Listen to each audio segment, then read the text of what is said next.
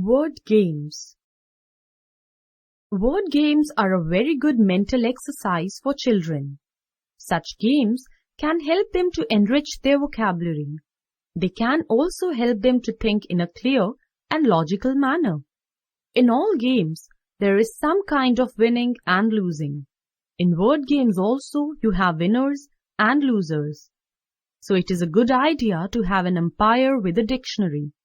It will help you to avoid unnecessary arguments. We are giving here a few word games which you can enjoy playing with your partner or in your group. Last letters.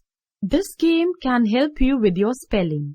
You can have any number of players for this simple game.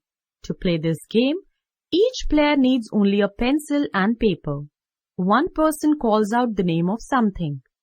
It could be a town, a river, a country, a flower, or an animal.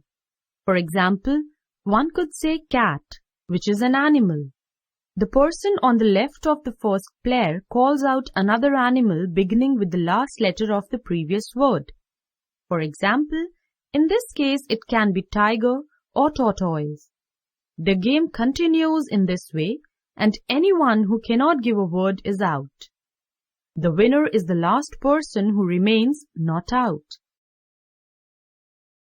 Long words. You can have any number of players in this game. Each player will need only a pencil and paper. The umpire thinks of a long word such as nightingale. Players have 5 minutes to write down all the words they can make from the letters of the word nightingale, such as night, tin, gale, gate, and so on. You must not write any proper names. At the end of the time, count the words you have made to decide the winner. Animal word puzzle. Here too, you need only pencil and paper. And you can have any number of players. One person thinks of the name of an animal. He tells others how many letters the name has. They have to guess what it is with some help from the name chooser. This is how it's done. The players put a dash on their paper for each letter of the word and number these dashes. The name chooser then gives them clues to the letter. The first person to guess the word is the winner. He chooses the word for the next round. Here is an example. Suppose the name chooser thinks of the word hippopotamus. He tells the other players that his word has 12 letters. The players then put 12 numbered dashes on their paper like this. Now the name chooser gives them clues like this. Letters 4, 5, and 6 make a word which means the noise a bubble makes when it bursts. Pop. Letters 6, 7, and 8 make a word which means a thing in which you can put a plant. Pot. Letters 1, 5, and 6 make a word which means jumping on one foot. Hop. The game continues until someone guesses the word. Anyone who makes a wrong guess is out of the game until the next word is chosen. Hidden sentence. You can play this game with your partner. Take a pencil and paper. Now see how you can hide your sentence. It is quite easy. All you have to do is to add another letter at as many places as you like. Look at what is written below. It doesn't look like a sentence, but if you look closely, you will see that an extra letter has crept in again and again. See if you can find that extra letter and see the hidden sentence. The hidden sentence is, you have to look very hard to find this sentence. The unwanted letter is B. When you have solved this puzzle, write down a hidden sentence of your own.